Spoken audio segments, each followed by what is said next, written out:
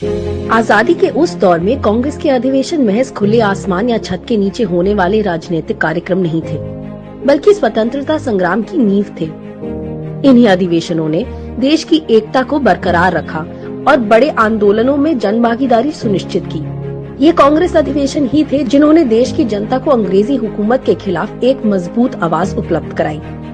1921 के अहमदाबाद अधिवेशन में देशबंधु चित्तरंजन दास को अध्यक्ष चुना गया, लेकिन उनके जेल में होने के कारण हाकिम अजमल खान ने इस अधिवेशन का नेतृत्व किया।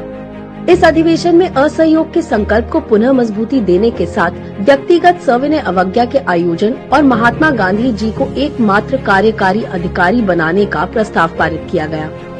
1922 में देशबंधु चित्तरंजन दास जी की अध्यक्षता में गया में हुए अधिवेशन में बहिष्कार की नीति जारी रही और मजदूर संगठनों के गठन जैसे प्रस्ताव पारित किए गए। 1923 में मौलाना आजाद की अध्यक्षता में दिल्ली अधिवेशन में ही ऑल इंडिया खादी बोर्ड की स्थापना की गई और खादी के उत्पादन एवं इस्तेमाल को बढ़ाने तथा विदेशी कपड़ों के बहिष्कार का प्रस्ताव पारित किया गया। इस अधिवेशन में ही सविनय अवज्ञा आंदोलन के लिए कमेटी बनाई गई। इसके अलावा पंडित नेहरू जी और नेताजी को शामिल करते हुए संविधान संशोधन के लिए भी एक समिति बनाई गई। इन अधिवेशनों को देखें तो पता चलता है कि कांग्रेस ने सदैव माना है कि हर वर्ग को अपनी आवाज उठाने के लिए एकजुट होने का अधिकार है।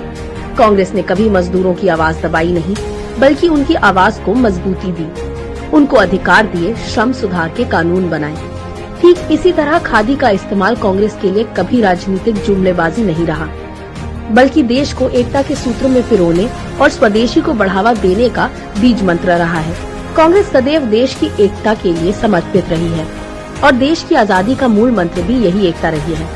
देश की अखंडता और एकता ने ही दीवार बनकर हमेशा देश विरोधी ताकतों से देश की रक्षा की है। आज उसी दीवार को तोड़ने के प्रयास किए जा रहे हैं। इन प्रयासों को विफल करना हम सबकी जिम्मेदारी है और हम एकजुट रहकर ही देश विरोधी ताकतों को परास्त कर सकते हैं। जय हिंद।